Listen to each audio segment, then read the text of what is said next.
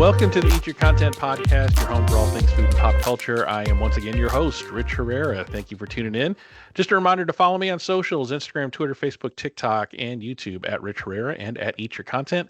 And a couple of programming reminders. The Bear Season 3 drops all episodes on June 27th. I will be doing episodic recaps of all 10 of those episodes as I can. So make sure you like, follow, and subscribe to make sure you don't miss any of those. And also, big announcement, I have an interview with seventh place finisher Chef Suan on Top Chef. His podcast, our recording of that podcast will be up on Wednesday, June 19th. So just in a couple of days. So make sure you are liking and following and subscribing. You're hitting that bell notification button so you know when that interview drops. We talked about some really fun stuff about his time on Top Chef and some things that did not quite make it in that I will share with everybody next week after that interview drops. So make sure you like and follow and subscribe. With me this week to recap Top Chef Season 21, Episode 13 is Chef Amadeus, a man who will row to the furthest part of the ocean to go get some sushi from Chef Morimoto. How are you doing, sir? I'm doing absolutely wonderful. Absolutely wonderful. So you had your hero, your chef that you look up to on this episode. Unfortunately, he was only in there for 15 seconds. But what did you think of him showing up? I thought he was going to be a judge, and unfortunately, he was not. So well, I knew he had the ambassador, the seafood ambassador with Holland American Cruise Line, which is an amazing ship. I was a guest chef on Holland American Cruise Line, and I tell you, I had the best time. I was only supposed to do 2 demos, but I wound up doing 3 demos. And it was just fun to do. But having Morimoto on there, well, I'm like Dan said, hey, all of them were just in awe, couldn't believe that that's Morimoto cooking for them and serving them. That was just, and then Dan's like, hey, can I get your autograph, please? Can I get your autograph? He was all of us. He was all of us on that moment. Yes, so exactly. So like I said, Morimoto, I've always been a big fan of his since way back when. And that dude is just, and my conversations with him are just like he had with them, very, down to earth, no ego, just so down to earth. That's why he's on if you go to my Instagram at Chef Amadeus, that's my picture, me and Morimoto together. Yeah. So yeah, I mean, everybody looked slack-jawed, like they genuinely looked surprised, like they turned the corner and there's Morimoto, and I think at first they weren't registering like who that was because Right. You're kind of thinking you're in game mode, right? So you got your mean face on. So let's put on our mean faces for the game, and then you turn around, you look, and it's like, is that Morimoto behind the sushi bar? And they were treated to a nice little lunch with him, so we'll talk about that in a minute. But yeah, it was really neat seeing him. You don't see him on TV a lot anymore, so it was really great to see him on my TV screen since Iron Chef America is no longer in existence, which is a great show. I missed that show. So let's get right to it. We get to the quickfire challenge. I thought it was a really interesting quickfire challenge. There was apparently like a 6-week gap between when the last episode filmed and when they arrived in Curaçao. So they're quickfire. They still have their suitcases with them, and they're going right into the quickfire. And it's a lionfish quickfire, and lionfish is really interesting because they talk about it being an invasive species in the Caribbean, and here in Florida, we live in Jacksonville. It's an invasive species here too. There's a lot of lionfish out in the Atlantic off of our coast, and people are encouraged to go kill them and eat them. Yep, matter of fact, there are a couple of restaurants that have lionfish tacos and different things like that. I have not yet cooked with lionfish, but it is on my bucket list for this summer. We're gonna see about getting some lionfish because I have some ideas I want to do. I've been talking with other chefs, like I always do, collaborate with different chefs, and I think with all the techniques that we've been talking about, and what I've seen, and all this good stuff, I got some ideas I want to do with lionfish. So yeah, that's gonna be fun. Yeah, lionfish, if you've ever seen them before, it's a very beautiful fish, but they are invasive. They will eat anything and everything, and it's not natural to our waters here in Jacksonville, so it really screws up the environment and the ecosystem. And I've had it before. It's really good. It's just a really mild white fish, so it's if you've ever had, I think they compared it to snapper on the show, and it's, very similar in texture and taste. So, yeah, if you ever see lionfish on the menu, eat it because we need to get rid of those fish in our waters at least. So they have a signature dish in Curaçao called keshi yena, which is a mixture. It's some sort of a dish where they cook lionfish with Gouda cheese, which, that's usually a no-no in the chef Yeah, world, right? Fish and cheese. yeah. Have you ever heard of this keshi yena? Have you ever had it? Nope. But what what dish did they make this week that I told you that they keep making? I don't remember. What'd you say? The aquafaba. Oh, the aqua chile. Yeah, we get some. We get Aqua chile. Yeah, we get a couple of blasts from past challenges. We get an aqua chile, and then we get a fritter, Fritter. A fritter. another fritter, which was funny. But yeah, so Keshiana is the challenge. So it's their national dish. When the Dutch came over to Curaçao, they introduced Gouda cheese to the country, and now it's part of their official dish. And Savannah was studying up. She named it as soon as they talked about it, Yep. and she knew. So she's been studying up. So they had 30 minutes to create a dish using Gouda cheese and lionfish, and inspired by the Keshiana dish. Winner gets 10 grand, and the quickfires now don't matter. Again, we're in the finals, so it doesn't matter. I'm telling you, this whiplash inducing thing about quickfires. I hope they don't do this next year because that was really frustrating to watch. So the quickfires are just money wins now. So it is what it is. So I thought it was pretty interesting because they showed the whole lionfish in there, and they said, okay, the spines are venomous, and still, even when they're dead, you stick your hand on that thing, it's going to cause some pain. So the chefs looked all concerned about having to butcher them, and they said, no, we're going to butcher them for you, so you just have to cook it. And they're like, oh, great. And Dan was like, oh, I thought it'd been interesting to poison one of us for us to go home, like Yeah. a Tom like a started trial by laughing. combat or something. I demand a trial by combat. Yeah, so everybody cooks the best they can. Everybody does, almost everybody. I think Danny was the only one that didn't, but everybody had some sort of raw preparation, which with 30 minutes, that's probably a safe move, right? If you're cooking, if you're having to cook a fish you probably never worked with before, do you think a raw preparation in 30 minutes was the smart move? No, because you could have. There's other techniques that they could have done um, besides just raw. Look at what Danny did. He did a fritter. I mean, you could have did a version of a fish and chips. You could have did. You could have cured it, torched it. You know what I'm saying? I mean, there's a lot of different ways you could have done that to give it to cook it with. Because like I say, all you need is you slice it thin enough. You could have did a shabu shabu, which would have been great to do with that one. Yeah, So um, yeah, I haven't seen anybody do shabu shabu on a Top Chef yet. yeah.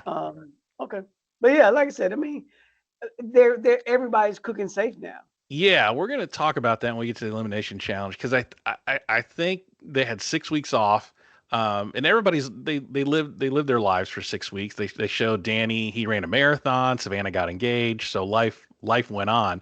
But yeah, they come back, and I think it's almost like they're coming on to Top Chef for the first time again, because we got a lot of repetitive dishes out of these four. We got a tartare, two crudos, and a croquette.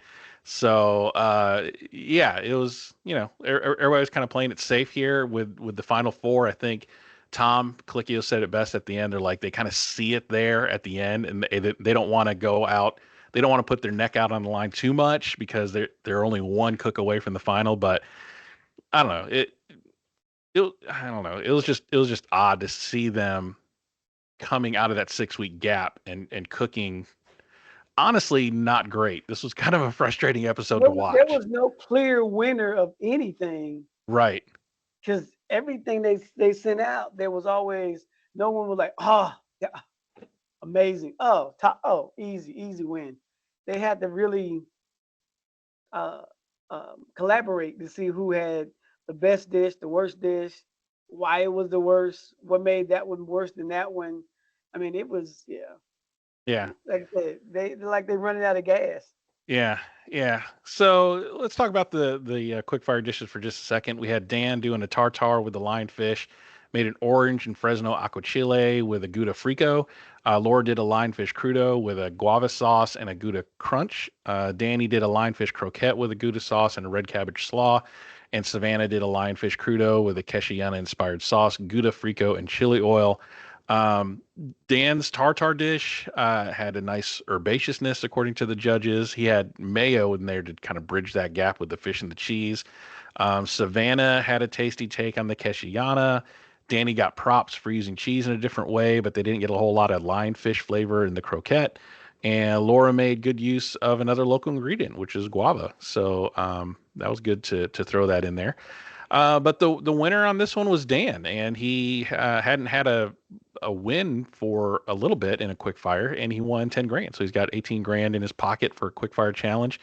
Um, yeah, so we talked about this a little bit, but nobody really thought outside the box. There's a lot of raw applications on this one, and nobody cooked really anything in terms of using that lionfish. And it carried over into that elimination challenge, I think, where they were trying to play it a little bit too safe. What do you think about all that? I agree. I mean, nothing was over the top. Like, wow. Even the pictures weren't on that level of we're at the end. There's four left. It wasn't on. It was that cooking was like there was like 12 left, Yeah, and somebody's trying to find the middle, yeah, yeah, and which was disappointing. yeah. Very disappointing. I would agree with you there. I would agree with you with that. So we move on to the elimination challenge, and the elimination challenge is basically an 8-course tasting menu, and they really wanted to highlight the local fresh fish. Holland America is the corporate sponsor of this episode, not my episode. They're not paying me any money to mention their name, but Holland America was the corporate sponsor for this episode of Top Chef. And they have to use a different fish, and they have to cook it in specific preparations: raw, steamed, moose, poached, fried, roasted, smoked, and blackened. So they get 2.5 hours to prep and cook on board the ship, and they're provided with $100 and 10 minutes to buy produce at the local Venezuelan floating market. No Whole Foods there, but that floating market looked spectacular. That Oh that yes. looked really cool. Like I would love to go there and just walk around and see all the different produce that they had. The thing was interesting is they didn't know what fish they were going to cook or how they're going to cook it before they went shopping. So what's the strategy in shopping for produce for something that you don't know that you're gonna what you're gonna cook or how you're gonna cook it yet? Everything has a base. Me personally, it would go with a sofrito. So because you can use sofrito in many different applications, whether it's a soup, stew, just so many different ways. But you pick the things that you pick your base, the things that you are comfortable with, the base of things, and then you can add the fish, the cheese, and everything on. As long as you have those applications down pat, those techniques, I think they give you 10 minutes to go grab your core food. It should have been fun. And I mean, they walked away with some nice stuff. Yeah, they got some really good things, some banana leaves and some coconuts, and again, they didn't know what was in the pantry either, so they're really shopping blind. So I think the key was to really find ingredients there at the floating market that were interchangeable, that could be used for multiple things. So the winner of this elimination challenge gets $10,000 in a 10-day Holland America cruise. Now, you've been on cruise ships, you've done demos and gone on cruises, I'm sure.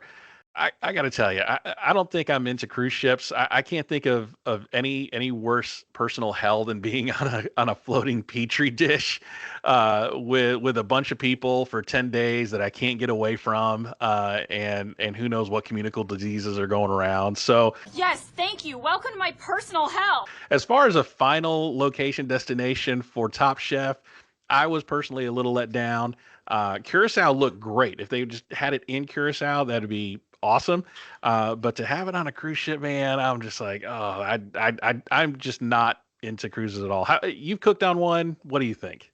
Holland American Cruise Line has some amazing restaurants. They don't just have one; they had several on there that was just great to go. And I was going to each one of them. Being on Holland American Cruise Line and the winners going on there, it's a clash of ages because there was a lot of elderly folks on the cruise. There was a lot of scooters and oxygen tanks. Oh Lord. The only time, but I think one of the best times we had on there, it was around the college uh, playoffs, and everybody was around the bar, you know, rooting for their team or whatever. But they went to some really nice places. So like I said, all in all, if you want to get away from somebody and just you and your fiance like he is doing, that's a great place to go. It pulls in some really nice ports. The food on the ship was really, really nice. Yeah, he'll have a good time on there if they're going there. And of course, the room they're going to get is going to be nice. I had a balcony. They gave me a balcony room. Oh, dude, sitting on the balcony for a sunrise and a sunset. Can't beat it. Can't beat it. Like I'm kind of I'm a weird guy. I love people, but I hate crowds. So being on a cruise I'm the ship, same way. Listen. I love cooking in front of lots and lots of people and everything, but being in that crowd, I'm 5'1". Yeah, I'm not a fan of being around that many tall people. I promise you, I'm not. I mean, I'm the same way. Like, and you can't get away from it. What do? Just jump over the edge. You just jump off the shit. You can't get away. Yeah, like So if that's why I've never been to Essence Festival. I've never been to Mardi Gras, and not because I never had the opportunity. I've had plenty of opportunities to go. My friends like, hey man, we're going. My daughter like, oh, we're going to Essence Festival. Oh, we're going to Mardi Gras. Me, I'm good. yeah, I don't want to walk around that many people and be like, is this sweat mine or is this somebody else's? Like that's great. Yeah, man. Don't want to do that. So if I don't won this elimination challenge, I'm like, can you give me the cash value of that 10-day trip? Because I am not going on a cruise ship. I'm just not. I don't know. Somebody comment in there, tell me what I should do to change my mind on this on a cruise ship thing. But anyway, enough about that. So they're cooking on a cruise ship, and Savannah won the elimination challenge, so she gets the advantage of being able to choose her fish and method of cooking first. But she talks about being overwhelmed with options, kind of gets paralysis by analysis. And then they turn the corner, and Chef Morimoto is staring them in the face, and everybody's all starstruck, and like they said, there was a once in a lifetime opportunity, once in a lifetime dinner to be cooked by Morimoto directly, right, and being fed his food. And I'm gonna tell you this here. Of all the so-called celebrity chefs out there, Morimoto is the only one that I was that had been that was on my bucket list. They're like, oh my God, because I've watched him cook. I've heard him give his story and what he did and all this stuff here. But the rest of these chefs, it's not. If I meet them, it's cool. But I never been like, oh my God, it's more. It's this guy is that guy. Nah, it's cool. But Morimoto is just like, yeah. Yeah, I always say Morimoto is my Elvis.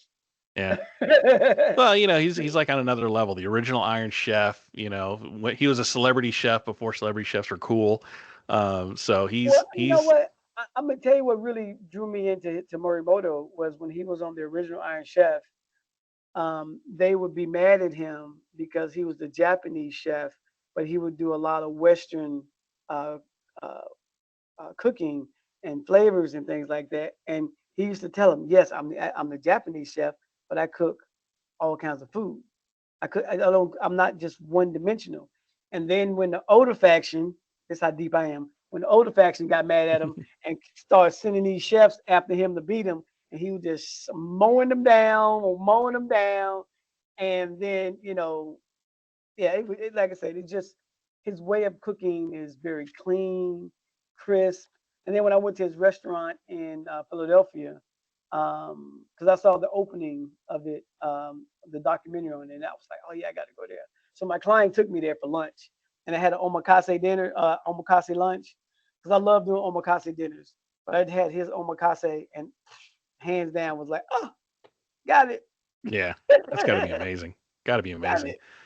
So he serves them a quick, 3-course lunch. They serve a tuna pizza course, which in the hands of anybody else sounds awful. When you hear the word tuna pizza, you're like, what in the world? But it looked beautiful on the plate. It looked like basically, a seared tuna salad on a crispy, crust, and it looked really good. And he had his sushi course with his signature, I forgot what he called it, the signature sushi that he makes that's square. It basically looks like a stained glass window. I mean, it's just Yep. beautiful, very beautiful. And then a dessert. So after that, he presents them with the list of fish that they're going to serve or cook with. So the list of fish is the Atlantic salmon, black bass, black grouper, dorade, monkfish, rainbow trout, red snapper, sea bream, and striped bass. Savannah chooses to go with the salmon raw and a striped bass for the fried. And then they go around playing dodgeball pick'em on the rest of them. So the way the rest of them went down is they're doing 8 courses. They're responsible for 2 dishes each. So course 1 is going to be Savannah doing Atlantic salmon raw. Laura's course 2 doing a steamed black bass. Danny's going to do a sea bream mousse. That was Danny, sorry. Dan's doing a poached dorade. Savannah is back again with a striped bass fried. Laura's going to be doing a roasted grouper. Danny's going to do a smoked rainbow trout, and Dan's going to bring up the caboose, as he says, Yep. with a blackened snapper.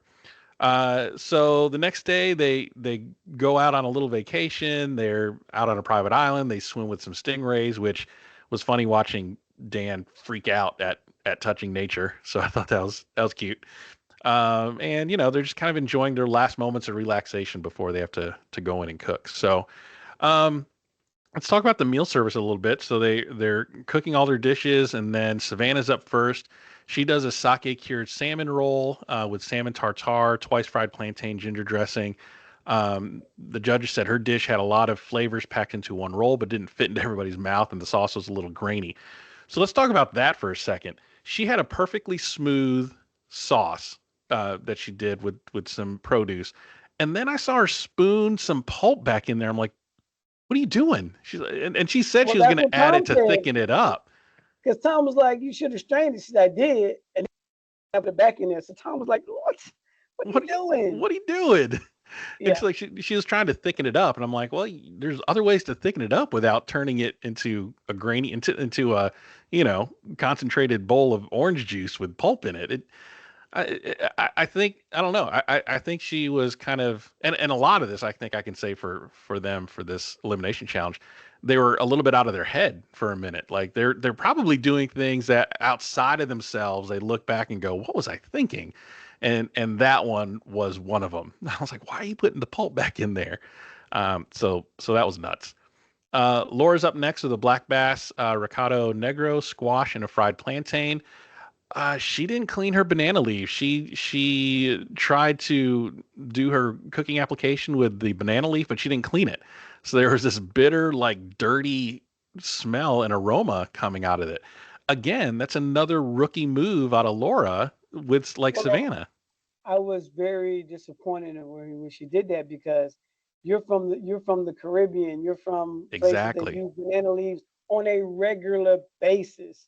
It's Right. not like once or twice. No, this is a daily thing and I'm sure her mom or grandmother told her, "Hey, this is how you do it on a regular basis. Every time you do banana leaves, you clean it, you char it a little bit. Those type of things should be instinct to someone like her." Yeah. Yeah. So it can't be the first time you worked with banana leaves, that you didn't buy from a store that were already cleaned and already taken care of Right. for you. So again, it's one of those what are you thinking moments and rookie mistakes that I don't know, the 6 weeks in between, they just kind of forgot about some stuff. So Danny's up next. He did a sea bream mousse with fine herb salad, scotch bonnet, and green garlic spheres. The spheres look great. I Yes. thought the spheres were very technical and very beautiful. But unfortunately, spending all that time on that, he screwed up his mousse. And the mousse had too much egg whites or not enough fat. Something went wrong, Tom said, which is not something you want to hear at the judges' table. He wrapped it up, and so the condensation as he was cooking it hit the plastic, and then that water came back down into the mousse, and it just kind of flattened it out. It never souffled, as they said. Um, that's again kind of an unforced error on Danny's part in a challenge that really should have been right up his alley. So here's something else that I want the listeners to understand too. Not making any excuse for any of the chefs, but it's very difficult to cook on other people's stove and oven when you're used to yours. You know what your oven does, when it does it, the temperature, the hot spots, the cold spots, the griddle, hot spots, cold spots, all that. So to do the that's one thing that people don't realize is if you cook really good ribs on at home and you come to my house on my grill, you don't know my grill. So these chefs don't know those ovens, those fryers and things like that, like they know theirs.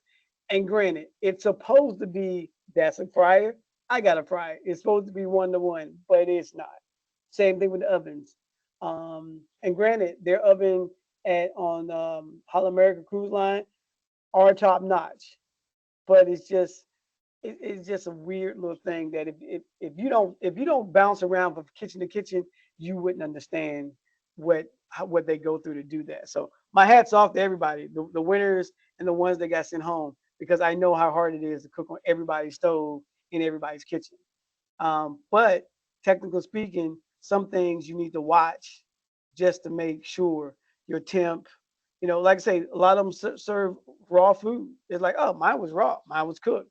You know what I'm saying? Yeah. So you still have to do those basic thermometer checks on a regular basis. Right. Yeah. So I do understand, cooking on other people's stuff. It's not yours. So you're having to get to know it, learn it a little bit. But some of those basic skills, like checking temperature, before you serve a final plate, should be ingrained no matter where you cook. And unfortunately, I think a I lot of them agree. forgot. So Same thing yeah, with it, like just like we talked about banana leaves. That's something that you should be just regular. Like I got banana leaves. I got to I got to toast clean it, it. wipe it down. Yep. So Exactly. So Dan was up next. He did a poached dorade with coconut and turmeric, yucca fritter, grilled pumpkin, and a chili garlic crisp. Dan thinks Tom loved his dish because he cleaned his plate, which is a good indicator. But then they kind of didn't have some good things to say about it. It's like if you didn't like it, why did you clean your plate? So I was a little bit confused by that too. If I were Dan in his position, seeing Tom clean his plate, I'm like, oh, he must have loved it. But it was on the contrary. Dan's fish was raw, but others praised the spices. The yucca fritter added some like clunkiness to it, unfortunately, for some people. So he kind of went back to the kitchen thinking he was doing great. Unfortunately, he didn't do as good as he thought. Savannah did a fried striped bass baguette, pepper kosher, ahi amarillo aioli. This did not go well for Savannah, unfortunately. She hoped the flavors were good. The judges decided the fish is nicely fried, but it lacked juiciness, and the bread was too big, and the fish was cut too small. Just a problem with proportions, and it was too dry. So a lot of those things kind of came into play, and it looked too simple. Like to be this deep in the competition with the final four, you're cooking, and I think it was Tom that said it. You're cooking a dish that looks like it should have been at the beginning of the show instead of at a final four. So Savannah, coming off of her huge run, basically since episode 8 or 9, it kind of stumbles and falls here. So what do we think about Savannah after this 6 week break? not just her, all of them. Yeah, all of them for real. Whatever you Yeah, say about Savannah, you gotta say about about the other three, because they've all just dropped the ball on this one. yeah, no, that's true. So Laura comes back with a grouper with guajillo pepper glaze and guajillo exo emulsion and a pineapple broth. Again, some inconsistencies. Some of the fish was undercooked. Kristen's fish was nearly raw. She said she couldn't cut it. Tom also thinks the fish was baked, and she called it roasted, but by definition, it wasn't. She just kind of brushed some sauce on it and threw it in the oven. That's not roasted, is it? No, Yeah, no. not at all. And it just kind of came out weird. So she called it one thing and it wasn't that. And it's just like no one is rising to the occasion. Everyone is just kind of phoning it in. Again, I don't know if that break was just too long and they come back and it's like it's day one all over again, which you can't be doing that. You should have been, I don't know, practicing over the last 6 weeks, like you talked about last week. You got to keep the game mode in your head, especially the closer to the refilming that you have to get to. You got to stay in that game mode. Danny did a smoked rainbow trout, plantain pumpkin puree, and a hazelnut lemon relish. Texturally, it was nice with the foam because I think they said the fish was kind of dry, but that foam added some moisture to it. Tom loved the texture. Gail thought it was an amazing through line between the hazelnut and the smoke. So Danny had a good kind of second dish. And then Dan saved the best for last. He did a blackened snapper, butter poached potatoes, mandarin butter sauce, and dill oil. It was pretty funny talking about Dan saying blackened being on the list of cooking techniques. He said, there's a reason why people don't do blackened anything anymore. And Tom even said that, or was it Tom? No, it was one of the guest judges said that, if people blackened their fish like you did today, then we wouldn't have left it in the 90s. Ah, as if. So, I mean, I don't know. I still see blackened stuff on menus all the time. I didn't realize it was kind of a passe thing now. Well, a matter of fact, last night I had a blackened chicken sandwich at a golf course, and it was pretty good. Um, but I'm not a big fan of chicken breast being blackened because it dries out Oh God, no, that's awful. It's way too quick. So I think the flavor was good, but the meat was just putting some exercise on your jaws. So Dan's dish, they described it as comforting and makes you feel good, which as a chef, those are the words you want to hear, right? Beyond that it's good, that it tastes nice, but comforting, where you're evoking an emotional response out of the diner. That's what you're looking for. Just with anybody that does any kind of art form, whether it's a painting, dancing, singing, cooking, is what you want is an emotion, whether it's anger, fear, hate or love. The one thing you don't want is indifference, right? So to make somebody feel comforted and to feel good is probably the best compliment you can give to anybody that's in the arts. And they said the potato was nice and salty and creamy. Kristen said the juiciest piece of fish she had today. So it sounds like Danny and Dan, through their last couple of dishes, have probably made it into the final. We're at this point in watching the show. Is that what you thought? Like when I was watching, I was like, yeah, Danny and Dan are officially in. Oh, Now yeah. it's a matter of like who cooked worse between Laura and Savannah. Well, when Laura put up her dish with the guava, I wasn't a fan of that dish. I didn't like the way it looked. It looked like it didn't have any texture to it. Everything was soft. She just made a lot of at this point it's technical mistakes. I just think that she was trying way too hard. She was trying hard not to go home, and in that part, her dish failed. I think all of them was doing that. Let me just put a dish up so I don't go home. Right. Not to win, but just don't go home. Right. Yeah. Yeah. So it's kind of like I used to work at a radio station back in college, and we would play music, and our station manager always said, we don't want people to necessarily love or hate our music. We just don't want them to turn it off. We want them to keep listening. Whether they like this music or not like the music, we don't care. We just want to make sure that they don't turn off the music. And that's kind of what I think happened here is exactly what you were saying. They were cooking not to go home. They weren't cooking to win. Right. And yeah. So I think that was the big thing there. So I mean, Judge's Table was brutal. This is probably the most brutal Final Four. Yeah, I can't off the top of my head think of a more brutal Judge's Table for the Final Four. I mean, they're talking about raw fish. They're talking about dry bread. They're talking about bad ideas. They're talking about curdled sauces and grainy sauces. Like at this point of the competition, the judges should be saying you tweezered a microgreen wrong, not you served me raw fish. Right? I mean, this is where you are eliminating chefs by nitpicking things, not saying, look, you served raw fish, man. You got to go home. You should not be serving raw fish this deep into the competition. I mean, they're like, it's four of us. Somebody's going to screw up. Yeah. I don't need to outrun the bear. I just need to outrun you is kind of what we were doing. Okay. Yeah, let's go with that. But that was crazy. But yeah, I was kind of disappointed about this whole them not bringing their A game. Yeah, it was kind of rough to watch a Final Four go through this. But top of the judge table were Danny and Dan, based on those last two dishes that they brought it home. And the winner was Danny. So Danny wins the elimination challenge. So he gets 10K and a 10-day cruise. So good for him. So the bottom of the judges table was Laura and Savannah. Savannah's was basic and uninspired, but at least it had good flavor. Laura made some major mistakes. I think the death knell was those unclean banana leaves and then the not roasted baked fish that she called roasted. So based on those two factors, I think that's how they decided that Laura goes home. Yep. So close, yet so far.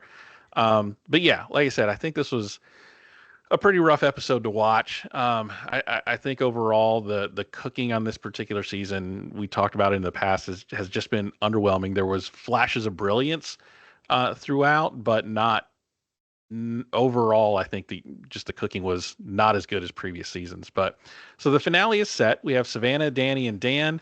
Who do you think, based on their performance throughout the season, what are your odds on who's going to win? Who do you think's who do you think's going to be top chef this season? Well, I have to say this, and I said this earlier. I like what Dan is doing. I like Yeah, what Dan is doing. Well, I like all three of them. Like I said, even though wasn't on my team, I still like him. But I think all that goes out the window after a performance like this week because all three of them are literally at the bottom. yeah, All three of them at the bottom. Is it going to be who cooked the worst or who cooked the best? yeah, Because this show showed who cooked just to go to the finale. yeah, Who cooked just enough to get over that hump?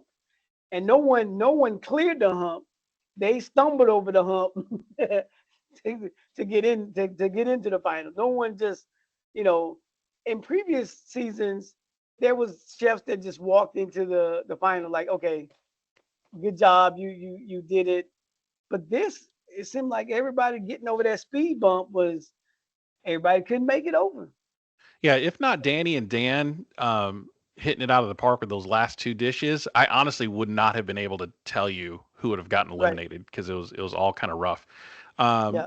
But So for it's hard. me, It's hard to say to pick one of those. Like I say, Dan's been he got this extra boost of fire, and Danny just won, and Savannah, she was on this streak, so it's anybody's match at this because, like I say, they all made technical mistakes that if they were in the finale right now, it would be a harder choice for the judges than it is. Oh, we just send them to the finale. You know what I'm saying? It's yeah, not. They're cooking mediocre, one step from the big game. yeah, What are you gonna do yeah. when the game shows up? Yeah, I'm hoping this kind of wakes them up again a little bit. Even at the judges' table when they were done, it was almost like they gave the same type of pep talk that Kristen and Buddha gave at the end of episode one. Is Yep. like, look, cook who you are. This is the once in a lifetime experience for you. This you don't know if you're going to be able to do this again. So cook with your heart. I personally I think Danny's got the technical acumen to pull off the final win, because usually the last, the finale is usually, cook the best meal of your life. And I think Danny has the technical expertise. Those spheres were just a glimpse into that. The Chowmushi, he's had some Listen, great dishes. So if Danny were to cook in the finale like he cooked at the architect thing, oh, exactly, out of the water. yeah, Danny by exactly. all means. And he's got that in his bag.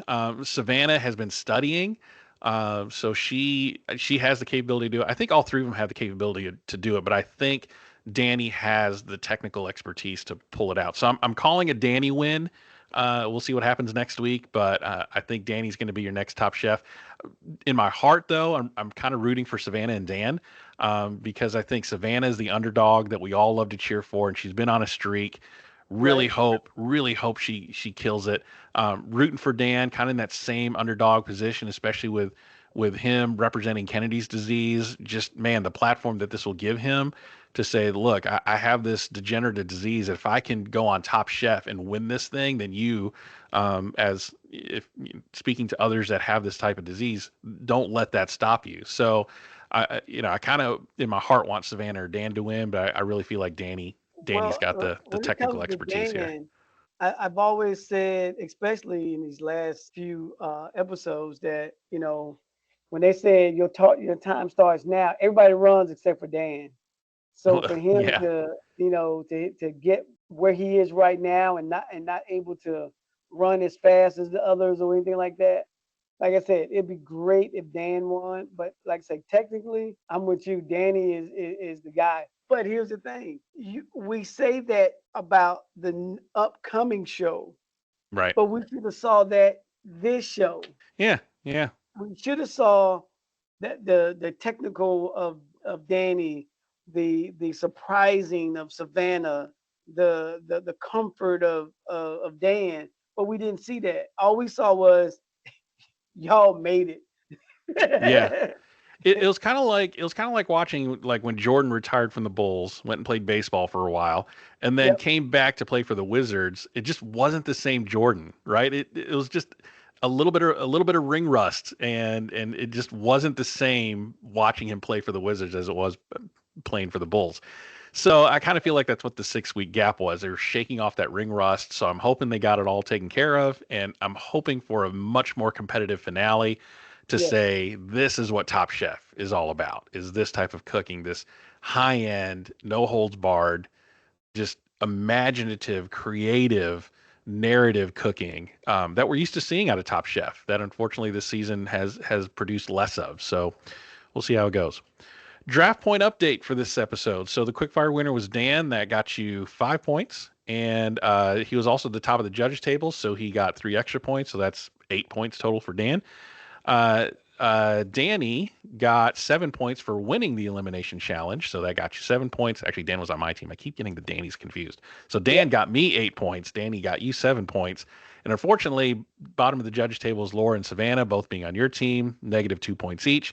So I actually won an episode this season by a score of 8-3. So yay me. But the show totals are way out ahead at 121 for Team Southern Passion Lounge and Team Eat Your Content at 49. So I'm again mathematically out of this, but I'm almost at the Monopoly flipping table of this game and not even count. I almost didn't count points The table! Smash! Crash! because I'm like, there's no way I'm going to win. But I won an episode, so I wanted to highlight that. I won an episode this season, so it was a good time. So yeah, I think we did it. We knocked out the penultimate episode. We got one more left, man. It's been 14. It'll be 14 weeks that we've been spending time together, recapping this Top Chef, and we got one more left to go. Well, it's been fun. It's been a lot of observing techniques and different things. I learned some things watching the show. Oh, good. Some techniques that I haven't used in a while that I like. Wow, I haven't did that one in a while. Okay. Write that one down. Exactly. I gotta do that one. But all in all, like I say, it's been fun having this discussion about what chefs are and giving that perspective from someone who's competed on a television show. Hmm. Um, you know, like I said in several episodes, that gorilla gets on your back. And sometimes it's hard to shake it off. I mean, it is that time between time and just your mind's running a mile a minute, and you want to do a good dish, but you're like perfect example, putting pulp back in a dish that you strained. Yeah. It's, It's like in the back of your head that's wrong, but you're having this out of body experience of I'm putting yes, this here and I don't know why I'm doing it.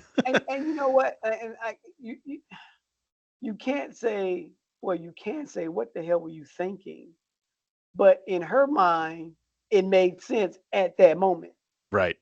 I need to thicken this up. I have pulp over here that'll thicken this up. Not thinking later it's going to be grainy. Yeah. Right. So, So, but yeah, like I said, but once again, we talk about how mediocre they cooked this week and everything like that. But hats off to all four of these chefs from what they accomplished getting to this point. And like I said, I guarantee you, every chef that went home for something technical, you go to their restaurants, it's probably on their menu, and they're blowing it out of the water. I mean, everyone that's left, I'm sure you go to a restaurant, yeah, they're Yeah, blowing it out of the water. I'm sure. I'm sure. So what do you got going on over the next couple of weeks that you want people to be aware of? Where can they find you on socials? Wow. So there's a lot. So I am, you can find me on Instagram at Chef Amadeus. Um, I'm on TikTok at Chef Amadeus, uh, Facebook, fans of Chef Amadeus. My website, chefamadeus.net. You can purchase my spices and all that good stuff. So what I have going on, so I am working with some kids. We're getting their podcast up and running. That's why mine hasn't been up. I've been working with some young kids to get their podcast up. There's going to be a grilling show happening here in Jacksonville. It's going to be a lot of fun. You'll hear about that one, more about that one. So just follow me on Instagram, and you'll hear more. Instagram and Facebook. You'll get more information about that. But it's going to be a lot of fun because I'm working with kids, teaching them about how to be in the restaurant. We're going to teach them about shooting TV shows, about the editing, the whole 9 yards. So it's just going to be a lot of fun. That sounds And, great. and a big shout out to all the chefs, all my chef friends that have I've reached out to them, and they're like, dude, tell me what you need and we'll have your back. So it's going to be great having all these chefs coming through the Boys and Girls Club, and then vice versa. We're going to a lot of restaurants. For those chefs that reached out and said I could bring them to their restaurant or their kitchen, I appreciate that. So yeah, I'm working with kids from seventh grade to 12th grade. Teach them how to cook. Awesome. That's a lot of fun. Raising a new generation of chefs and hopefully podcasters. So that'd be fun. Yes, sir. Yes, sir. Awesome. So make sure you follow him on socials at Chef Amadeus. He'll keep you updated on all that. And also remember to follow me on socials at Rich Herrera and at Eat Your Content on Facebook, Instagram, TikTok, Twitter, all that, and YouTube. And also don't forget, I have Chef Sue on going to be on the podcast on Wednesday, June 19th. So make sure you like, follow, subscribe on your podcast player of choice, so you know when that's going to be coming out. You'll be able to listen to it hot off the presses. Chef, thank you for your time. I appreciate it. We got one more week to go, and we'll see you next week. I look forward to it.